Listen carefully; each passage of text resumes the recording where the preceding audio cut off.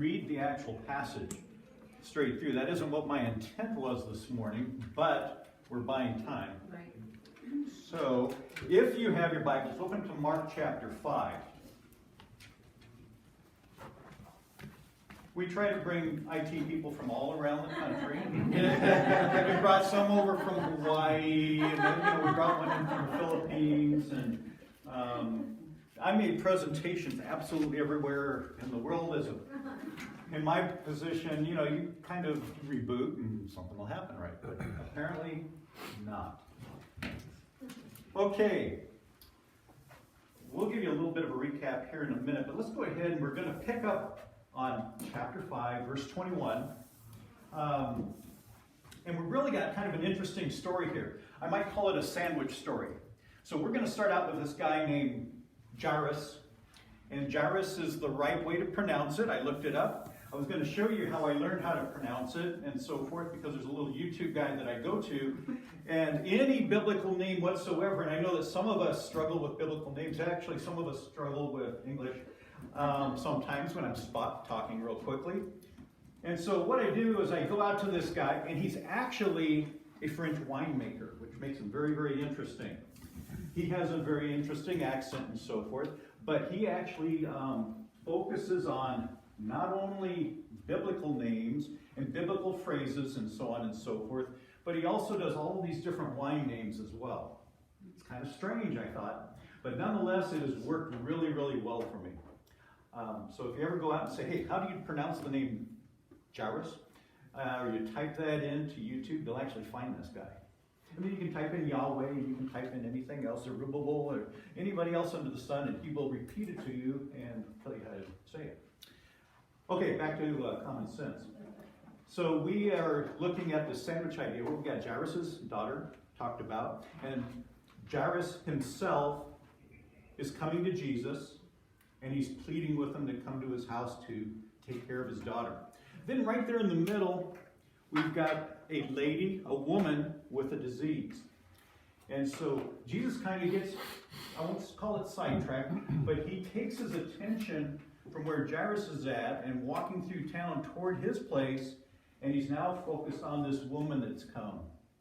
And we'll learn a little bit more about it in the story. And then lastly, we come back to Jairus' daughter. So that's why I mentioned that sandwich idea, in a sense. I see that it's still not working good. Okay. And when Jesus had crossed again in the boat to the other side, a great crowd gathered about him, and he was beside the sea. And we're talking about the Sea of Galilee, right? Then came one of the rulers of the synagogue, Jairus by name, and seeing him, he fell at his feet and implored him earnestly, saying, "My little daughter is at the point of death. Come and lay your hands on her so that she may be made well and live." And he went with him. And a great crowd followed him and thronged about him.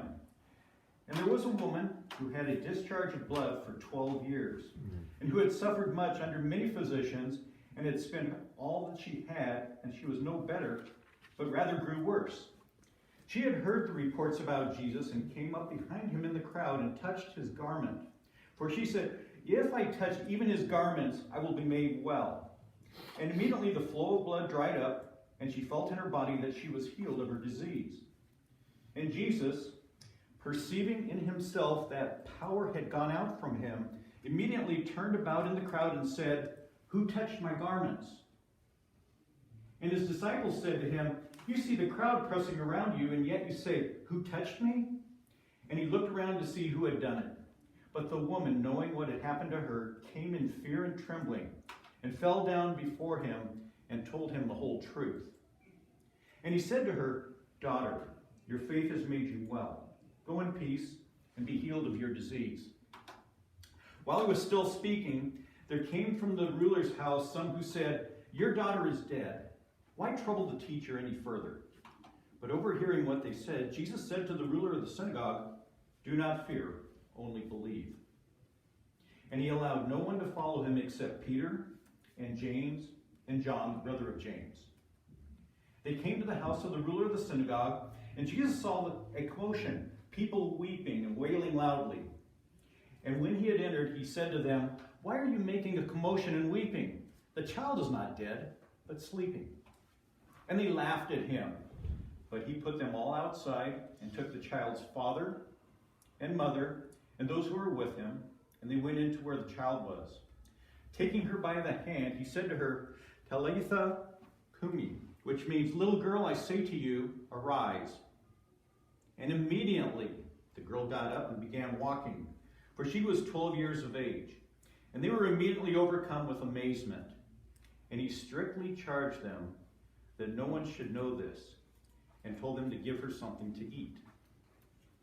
So there we have the passage for today. Now, if we haven't made any progress, and since my notes are on my laptop, yeah, these are pretty some good notes here, but how are we doing? Does it look like a hopeless cause? Yeah, I'm trying. I tried a different HDMI cable, and I just can't get it to see this. Yeah. This display. Is there a remote for the TV? Yeah, There it's it right is. there on the chair. Oh, okay. Let me. I'm gonna mess around with that. Yeah, you can sit. Okay. I'll sit off to the side. I'm going to switch over so I can watch my presentation and all the graphics and everything. And you guys can't see them, but they're really, really good. No. The title of this, originally what you would have seen on the screen, if you will, is Victory Over Disease and Death. But really, what it is Jesus is healing a woman, and he raises Jairus' daughter from the dead. Jairus, again. Jairus, it rhymes with virus, okay? Just remember that part of it. And then, of course, we look at the first verse there. It says, and when Jesus had crossed again in the boat to the other side, a great crowd gathered around him, and he was beside the sea. So that kind of puts us in play. But some of you weren't here the last week, or maybe you weren't here the last 2 weeks or so. So let me just get you caught up very quickly. So today, Jesus is returning back to Capernaum, and Capernaum is kind of his de facto base of operation for his ministry. Just a couple days ago, he had gone across to the other side of the sea. The crowds were thronging around him, and he was tired of talking and preaching quite a bit, and he said, let's go to the other side of the sea. And so you might remember that as he crossed the sea from a couple of weeks ago, a storm erupted. And this was a violent storm, not a typical storm, because of course the disciples, and many of them were fishermen, they made their living on this very same sea, the Sea of Galilee. Now, during this storm, Jesus is asleep in the stern on a cushion, okay? The storm isn't bothering him, and yet the waves are crashing in and water is filling up the boat. So his disciples, of course, are a little anxious, just to make it very, very simplistic, and they go to Jesus and they say, Jesus, don't you care about us? And they waken him up. Jesus gets up, and with a word, he calms the storm. The sea is suddenly perfectly calm. Everything is perfect because he has the power over even the winds and the storm and the sea. And of course, the disciples, they're disturbed in a sense and also amazed. They said, who is this that even has power over the wind and the sea? So that's where we were. They were going through this tumultuous time, and that particular scenario, if you will, very well could have been to teach these disciples that were with him in the boat. And we showed a picture of there where there was actually 13 people in the boat with him. One of them that happened to be who? We had the actual painting that Rembrandt painted. And Rembrandt, on a lot of his paintings, even if they're biblical paintings, always paints himself into the picture. And I was sitting there counting, and I hadn't read the whole background on the painting yet, but there was this guy that didn't quite fit. He looked like he was pretty calm, just hanging on a rope. And that was Rembrandt himself. And I mentioned also that he paints himself in other pictures as well. And because he did over 300 different biblically based pictures, there was one that particularly I thought was interesting because he's actually helping hoist up the cross that Jesus is on. Again, a lot of these had some real meaning. He obviously had some sort of a relationship. He came out of a church background and so forth, not Catholic, which is kind of interesting. But it's always a little bit unclear as to where his faith really lied. But he did obviously have a strong biblical idea of what he was actually painting. He went to the scriptures and tried to make things pretty close to being accurate, with the exception of throwing in an extra person or something.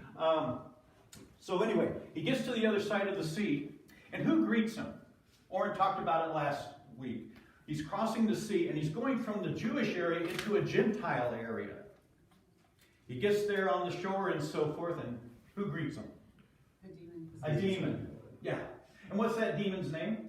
Legion, because they are many. And Legion's real problem is, and it's a good thing because it actually tells us something.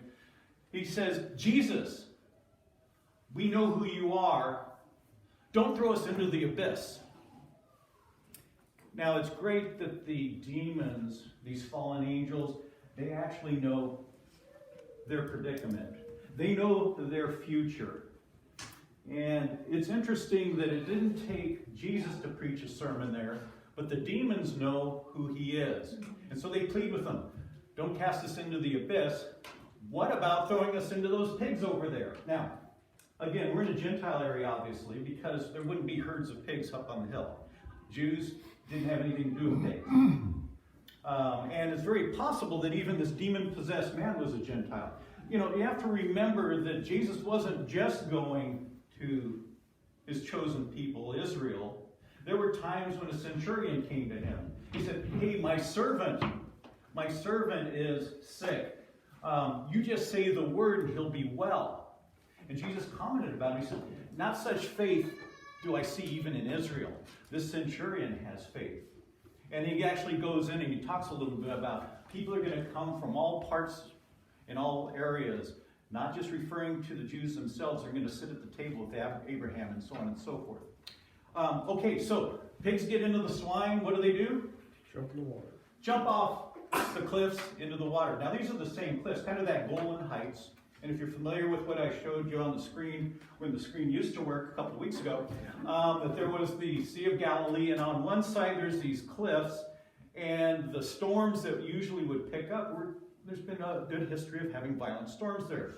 The winds would rush through the hills and the mountains and so forth from the ocean, that being the Mediterranean Sea, and rush down into that cavern, which is where the Sea of Galilee is, about 700 feet or so below sea level, hit the hills and just cause these violent storms on the water. Okay, pigs rush into the sea. The pig herders and their owners, what do they say to Jesus? Go away. Yeah. Get out of here. Right. You're kind of messing with our economy here. This is how we make our living. We don't want you here.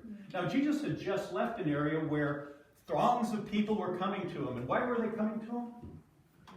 They wanted to be healed. Some of them may have wanted to be fed. Things like that. They were coming to Jesus, following Jesus. A lot of the populace were very well, especially in Capernaum and other regions, were coming to him because they saw this person that was actually able to turn out miracles. And so with all of that being said, here he is, and he is now turning around to go back. And there are people, again, a different type of audience, welcoming him back. So, how are we doing here? I think you probably should give up. No, Yes. it looked like the preset to this was to connect via Bluetooth. So it's seeing the display on Bluetooth now. So now I got to figure out how to get this to be searching for a Bluetooth signal. So I think I might have made progress. Okay, I don't think this is a smart TV, though. Oh, you know what? That says LG and this is Samsung. Yeah. Okay. Yeah, I tried everything. I'm sorry. Okay, no, thanks for We knew that unless you were Jesus, it was probably going to be tough to work a miracle. No. I was wishing I was his instrument too. Well, I noticed the beard, and I thought we might be getting close. Okay, and so here we are. We are back on the Capernaum side. Okay, so he has gone in the last couple of weeks from being a victor, and I'm talking about Jesus being a victor over danger, the storms that the disciples and others went through, including himself, of course. He's been able to be a victor over demons, and that we've got Legion. Let's throw him in pigs and run him down the hill. And this week we're going to see him as the victor over both disease and death. So that kind of sets the stage. So I wanted to tell you just a little bit about these two characters, and we just read about them. We've got Jairus, and we've got an unnamed woman. So with Jairus, and again, this was going to show you how back and forth. Okay, pretend in your mind I'm revealing these one at a time, and you'll be impressed with how well this is going to work. It doesn't really matter, does it? Jairus was obviously a named individual, and this woman was unnamed. As a matter of fact, throughout this story, it never says, hey, your name's Jane. Glad to meet you, anything like that. No, it's not Jane, it's not Mary, it's nothing like that.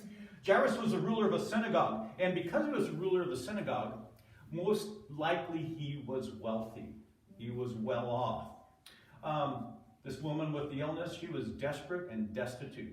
As a matter of fact, as we read in the passage, she spent everything she had on physicians, and she was now even worse after 12 years. He was highly respected, a man about town. Everybody knew who he was, and nobody in society, she had no place because she was an outcast and was typically shunned. He was a caretaker of synagogue life. Again, as ruler of the synagogue, he was caretaker of the synagogue life, but she was barred from the synagogue and any gatherings. He prevented unclean from entering. She was unclean and untouchable. And in Leviticus 12, it talks very specifically about the type of things that would cause somebody to be unclean. And it also had the various rituals and so forth, the various offerings that had to be made for somebody to then become clean. She had not been clean for 12 years.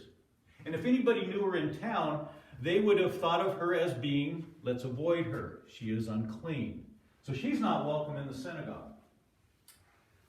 Jairus has a 12-year-old daughter. She has a 12-year-old disease.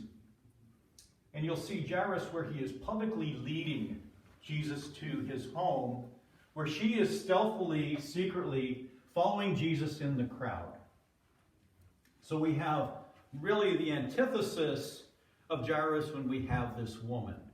Two completely different ends of the spectrum, and yet we see that Jesus takes care of them both. So I would go through and show you this Jairus thing, but we're going to move on. So anyway, the first section that we talk about, one of the rulers of the synagogue, Jairus by name, seeing him, he fell at his feet. Again, this is a ruler of the synagogue falling at Jesus' feet.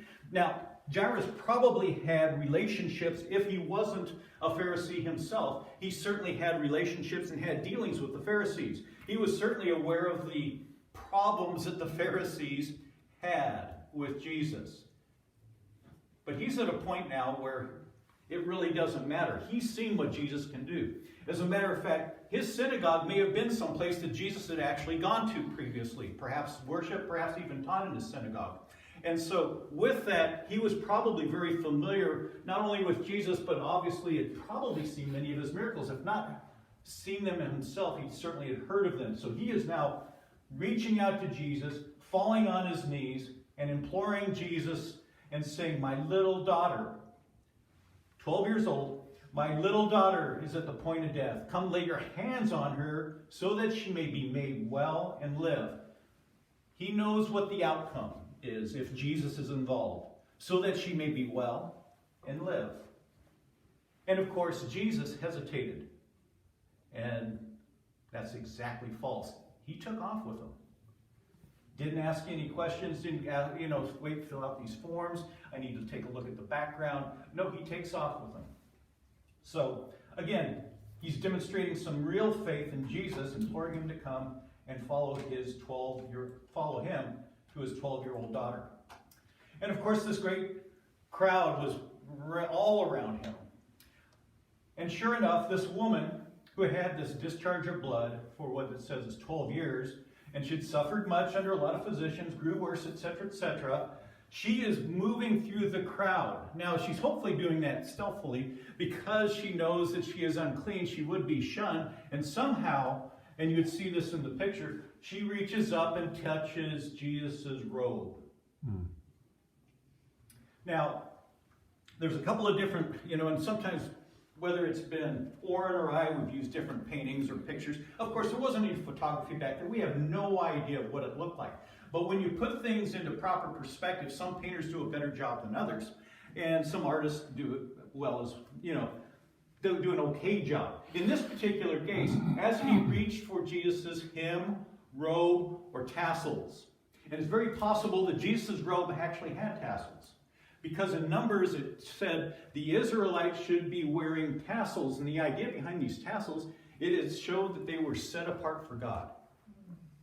So if you see an image or a picture or something where it looks like they have some small tassels on the end of their robe, that is very, very possible that Jesus would wear a similar robe. Now in Scripture we also read that sometimes the Pharisees, they had tassels, and they made theirs long because, again, they were trying to show off. By having a longer tassel, they thought everybody would know that maybe they even had more favor with God. And so the long tassels were not something that were ever prescribed in Scripture.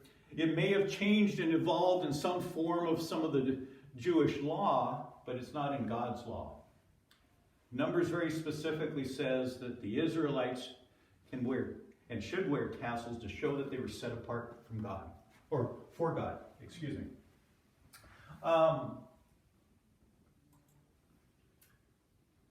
Her thought was, even if she touches the garments.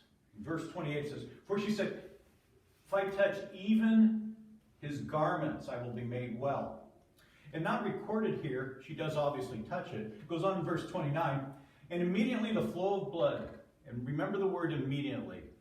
Immediately the flow of blood dried up, and she felt in her body that she had been healed of the disease. And Jesus, perceiving in himself that healing power had gone out from him, immediately turned to the crowd, and he said, who touched my garments? Now in Mark, it goes on and it actually says, it kind of makes it a little bit of a joke about it, because it says, his disciples said to him, you see the crowd pressing around you and everything, and yet you say, who touched me? So they're saying, you know what, everybody touched you. As you walk by, people probably wanted to touch you. It's kind of like a rock star came, and sometimes, when you see a rock star or something, none of us would ever think about even doing that, but you want to somehow associate with that person and say, I saw them. I touched his guitar. All those crazy things. This is the Lord of the universe. And yet, the disciples saying, wait. Come on, Jesus. Now, what's interesting, Mark, and I think as I introduced it back several weeks ago, the Gospel of Mark is really an account of Peter.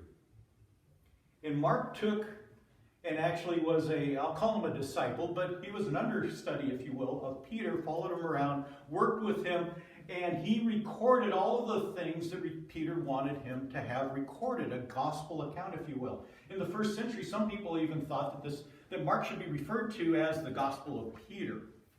So one of the things that isn't mentioned here is which disciple said, hey, you see all of that? I mean, come on, really? But in the book of Luke, it says Peter's the one that said that. Peter's that guy that always is not afraid to talk, mention anything about, speak his mind about things, put his foot in his mouth, and yet became the leader of the church, the New Testament church. So there's hope for some of us that sometimes put our foot in our mouth, I guess. And so anyway, and she finally comes clean, fell at his feet, told him the truth. It was her confession, her testimony. I'm sure that she included that she had been sick for 12 years and nobody's been able to heal, but I knew you would be able to heal me, Jesus, and I'd heard about you and everything. And so sure enough, all of those around her probably knew who she was. She now has the center of attention. Jesus has called her out. And what does he say to her? Daughter. He calls her daughter. Yeah. He actually calls her daughter. Your faith has made you well. Go in peace and be healed of your disease. This unnamed woman, isn't named anywhere, was called daughter. And it is the only time recorded in Scripture that Jesus called anybody daughter. He put her on a pedestal. Put her on the same level as Jairus. Jairus, I'm going to heal his daughter. I'm bringing you up and I'm calling you daughter. It's a term of endearment. She now has a name and identification, which she did not have. And really, that's what happens to us. You know, sometimes in this world, until we come to know Jesus Christ, we don't know who he is, and he calls us. And he calls us in different ways, and we decide we're going to follow him. We're going to give our lives to him. We're going to trust in him, not only with our lives, but with the eternity. And suddenly, we're written in his book of life. Of course, we were written in it beforehand. But now we actually know we have a place in his book of life. And so he's doing the same thing here. Interesting enough as well, when he said your faith has made you well. Now, he's used that before. He's used it with 10 lepers. There's a blind beggar that he used that with. It's also used with the centurion servant that I mentioned earlier. Centurion, again, came to him and said, my servant's sick. You just say the word. You don't have to come with me or anything. In that moment, that servant was well. The same well and the same Greek word, which is sozo, is used there. And it implies much more than just being made well. It's being made whole. And whole, and the idea of the Greek there and how it's used, actually also infers several times in the New Testament as being made whole, being saved. Salvation has come to you. And so that's interesting to note. She had faith enough to come to Jesus, being called his daughter, and basically being told she was healed. Healed physically, healed spiritually. A little bit of a rabbit trail. When I was looking at, and again, as I mentioned before, sometimes I get on these rabbit trails because it used to be when I worked full-time for a living, I had a set amount of time to prepare things like this. I knew if I had, 6 or 7, 8 hours, whatever it was, I would do it. Well, now I can start in the week and I kind of meander along and I'll get off on a rabbit trail. One of the rabbit trails I got on this week was I was looking for some more information on unique faith. And somehow, when I was doing some searches and so forth, I came across something called cast member church. I'd never heard of cast member church. When you hear the word cast member church, what might you think that is? Cast member. Movies? What organization calls all their employees cast members? Disney. And that kind of piqued my interest. I thought Disney wouldn't allow a church. I mean, give me a break. They're not the Disney I knew as a kid. So I looked it up, and I found this pastor, and he was doing an interview, a testimonial. They do everything online with their cast members.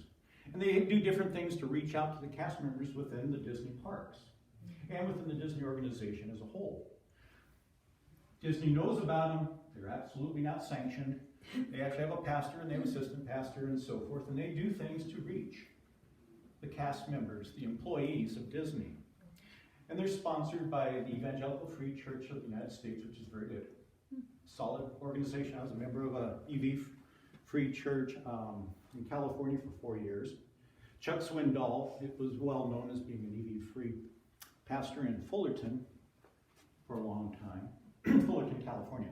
For those of us that grew up in California, I grew up on the fringe of California, but as a kid, we actually go into Hollywood and stuff like that because you wanted to see the stars and, all those creepy things that go on there.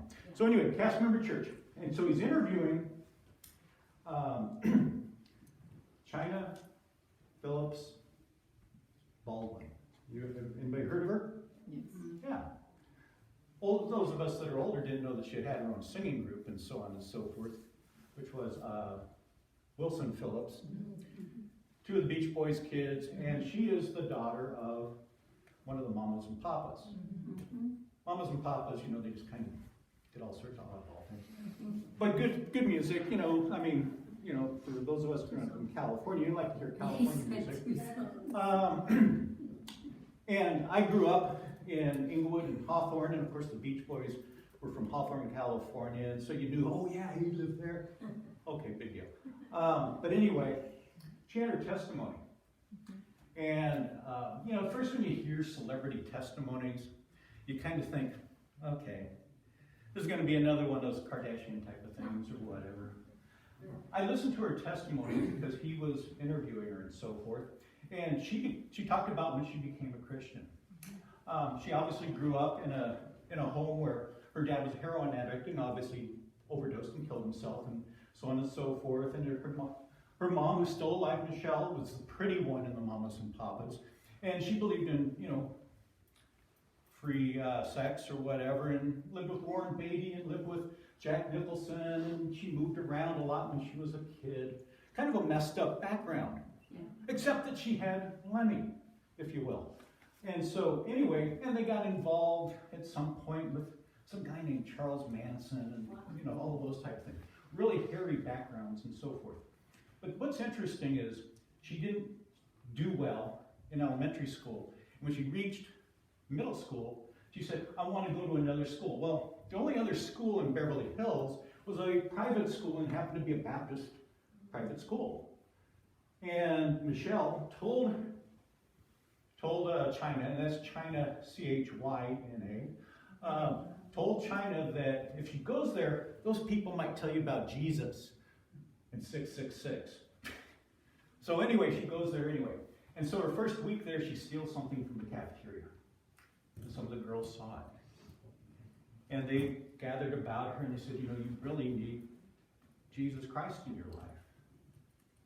And so they took her to a bathroom and they said, here, and they gave her kind of a four spiritual laws type of deal. And they said, let's pray and you'll receive Christ. And so she said, yeah, I'll do it. And so she did. And she said she couldn't even talk afterwards. Now, sometimes you say, okay, really, for sure? Was that just an emotional response and whatever? And so she goes on, she says, and she knew that Christ came into her life. Okay, I'm not going to doubt that because what happened further is interesting.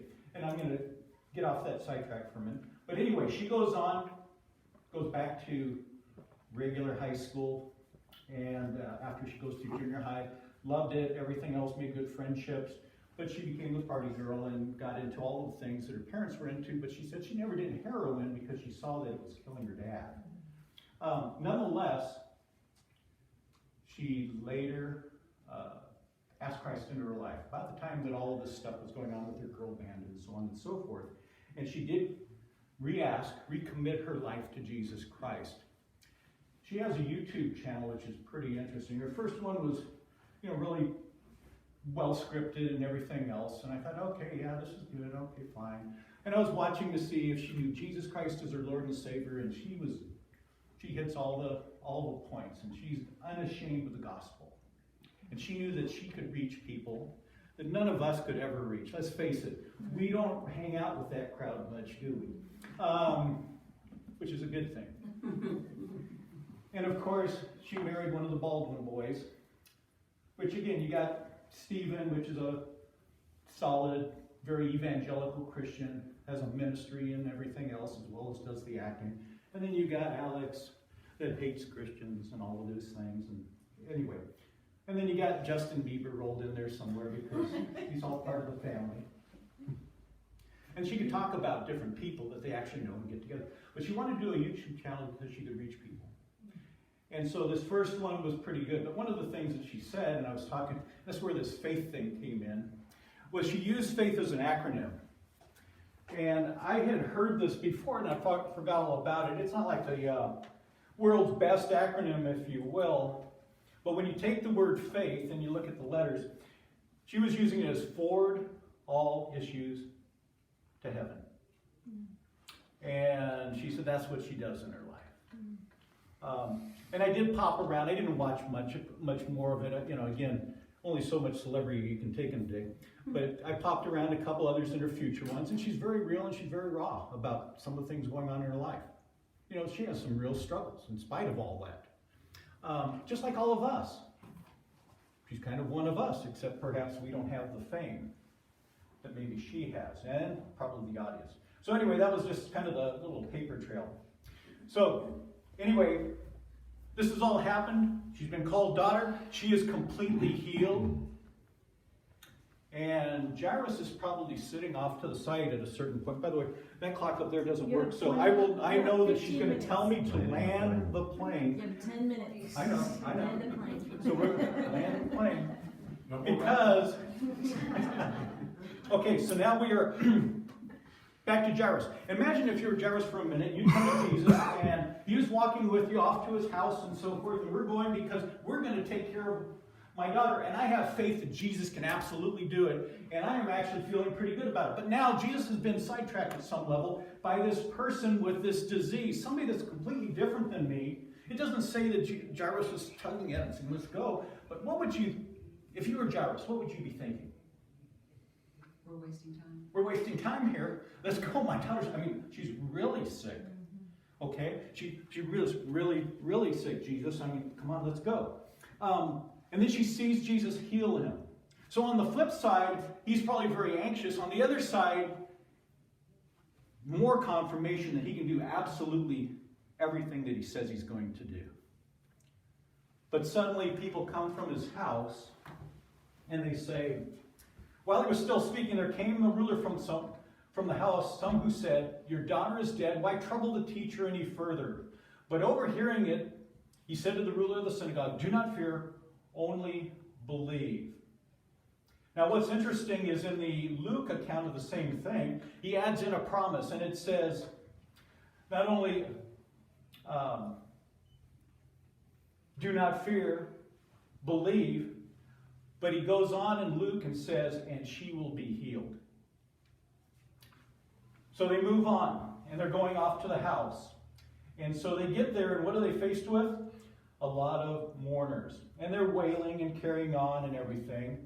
And he says, hey, why are you guys carrying on like this and everything? She's not dead. She's sleeping. Now, you might wonder for a second why there's all these mourners there and everything. Real quick, and this was actually something I had to read anyway because I wasn't going to put it on the wall or anything like that. But this is from a commentary, and it actually talks about the Jewish tradition of having mourners at funerals. And so it says, though modern funerals in the Western world are generally solemn and quiet affairs, ancient Jewish funerals are nothing of the sort. Three distinct elements characterize the first century event. First, those that attended expressed their grief by tearing their clothes. Jewish tradition also includes 39 regulations on how one's clothes should be actually torn. For example, the relatives of the deceased, so you don't want to be a relative necessarily, the relatives of the deceased were required to rip their garments directly over their heart. Okay? And so that signified you as that, and it was going to be worn that way for 30 days. And so that's what's going on there. You got that. The agony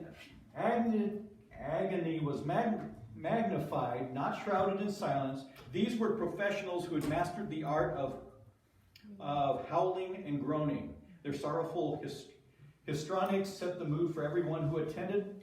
Third, the funeral included hiring of musicians, most commonly flute players. Like the mourners, they would play loud, dissonant sounds that symbolized the emotional discord and pain associated with death. According to Jewish tradition, the poor were to have at least 2 flute players and 1 wailing woman. So they hired wailing women. What does that mean? That men don't wail? I don't know. Men, I don't know. That wasn't part of the deal. Anyway, so all this wailing's going on, and so he allows no one to follow him. They're going to go to the daughter. No one's to follow him except Peter, James, and John. And they see all the commotion. And he says she's sleeping. They kind of poke fun at that a little bit. And he puts them all outside. It doesn't say how he puts them all outside. If there's a whole bunch of them. And he was a wealthy man. So he probably had a lot of mourners that had been gathered there. He didn't have them gathered. Obviously, he's with Jesus. But they put them all outside. So even though they laughed and mocked him, puts him outside, he's now going to go to the little girl. And again, using touch and speaking to her in Aramaic, he commands the little girl to get up. So he's got his 3 key disciples with him. He's got the parents, goes over to the girl, and he says, little girl, get up. holds her hand, little girl gets up. And it says that they were astonished. Now the disciples have seen a lot of miracles. They just saw somebody that had a blood issue, if you will, for 12 years, and she suddenly healed. They had seen the demonic and everything. I can see the parents being astonished, but they were over exceedingly joyful as well. And if you look at some of the commentaries, it talks about the emphasis on some of the certain words, that these parents were just absolutely out of their minds, happy that Jesus had done what they expected him to do anyway. So what does this all teach us? And we're going to be able to wrap up because I can skip different things. That's keep everybody. So there's an application to this, if you will, and I did print out part of my notes, and this was the only part I did. But what do we learn from this? Either one of these stories about Jesus healing the woman or raising Jairus' daughter from the dead. It took faith. It took faith. I like that I can have that direct line to Jesus. He knows me and he can heal me despite, there's a lot of us, right? Mm-hmm. But he knew exactly who to go to in that crowd. And I feel like at times I could be that person. Absolutely.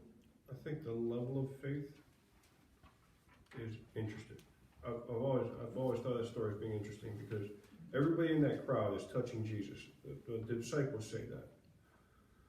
They all probably have a problem that they wish Jesus could solve.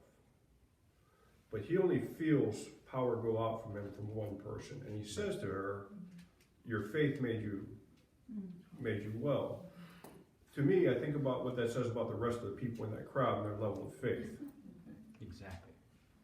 Because I don't know that necessarily I have the faith of that woman. I don't know. It's a check your faith, check your level of faith, something like that. I don't know. Yeah. Well, a lot of those folks just wanted, they weren't believing that Jesus was Christ. Yeah. They were just looking at him as free handouts or, Yeah. just take care of me, take care of me, take care of me, take care of me. But he was able to detect that she had faith, and we know Jairus had faith as well, out of that crowd that day. The other thing that was very significant to me was the fact that it was a woman and a child. During this time, women and children were nothing. That's right. And Very good. The fact that That's a good one. every single one of us is important, hair on your head, so that to me was like, wow. And again, it's great because you guys are checking off all the bullet points that would be showing up. This is good. I like this better. Maybe we should get rid of that thing. I just love, Jesus' strength in that moment. For, with that woman that everybody said was unclean, and they avoided her, and, probably added to her continuing of her suffering, and Jesus just fearlessly went to her, and with not any preconceptions about her, and that she was another child of God, and helped heal her, whereas everybody else avoided her. That fearlessness that he had is just amazing.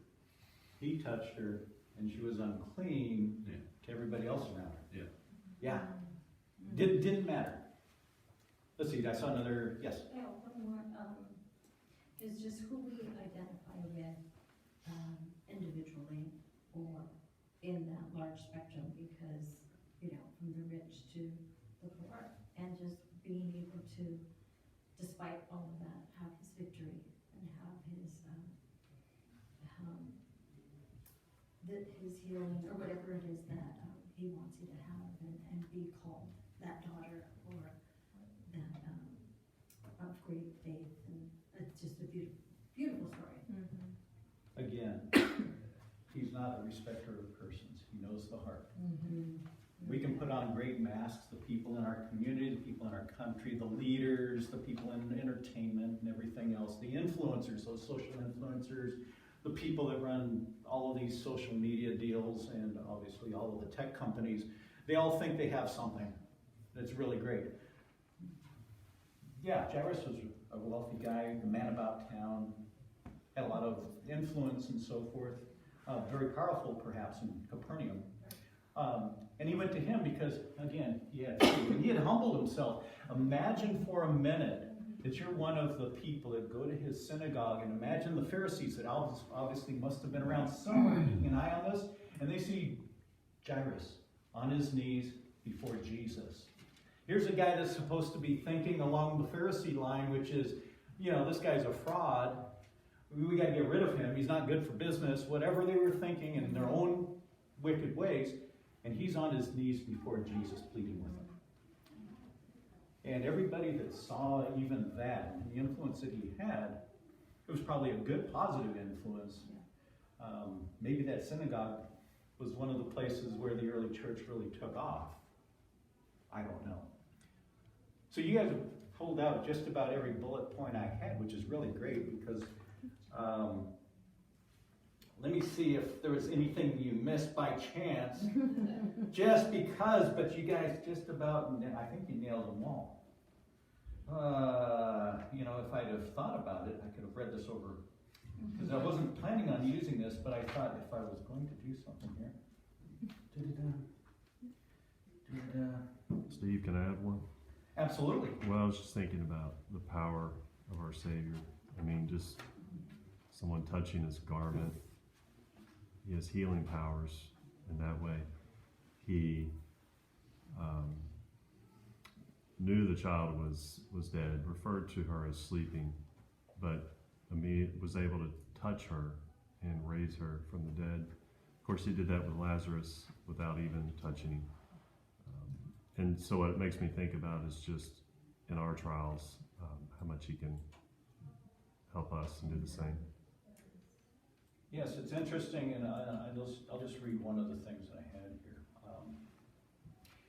All the people around, they mocked him, they laughed, he was dead. The same thing happened with Lazarus. Jesus tarried, it says, before going to Lazarus. And he got there, and Mary and Martha, which was Lazarus' sisters, said, if you'd have been here, he'd still be alive. He said, he'll be raised. He said, we know he'll be raised at the resurrection, and blah, blah, blah. No, he will be. And this is the one time that Jesus, again, feeling compassion, just like he felt for the unnamed woman, just like he felt for Jairus, he wept. Shortest verse in the Bible, Jesus wept. But then he said, roll back the stone. And of course, Lazarus comes hopping out with his grave clothes or whatever, and he says, unwrap them and so forth. Same type of thing. The power that raised Lazarus. And the doubters were also there, on both sides. One of the things, and again, I'll just close with this. We're going to roll into it. We're just briefly doing so, but throughout the entire world, there's one universal fear, and what is it? Taxes. It's that. What's that? Nothing. It was probably really good. Did not say anything. It was probably really We're trying to land a insightful. plane, guys. Anyway, it's death. And yet, in the New Testament, there's several places, we're just going to mention one here very quickly, where even Christians, we know that we have eternal life. But everybody else, what hope do they have? They have no hope.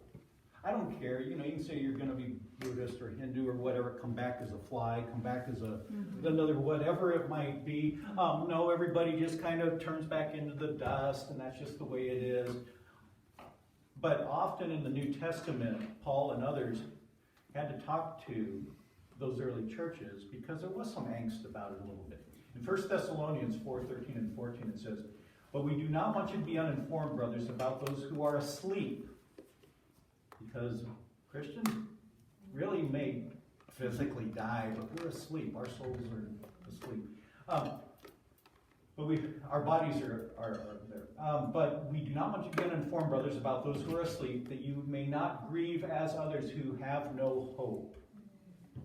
For since we believe that Jesus died and rose again, even so, through Jesus, God will bring with him those who have fallen asleep. So we know that no matter what happens to us or whatever, that we will rise again with him.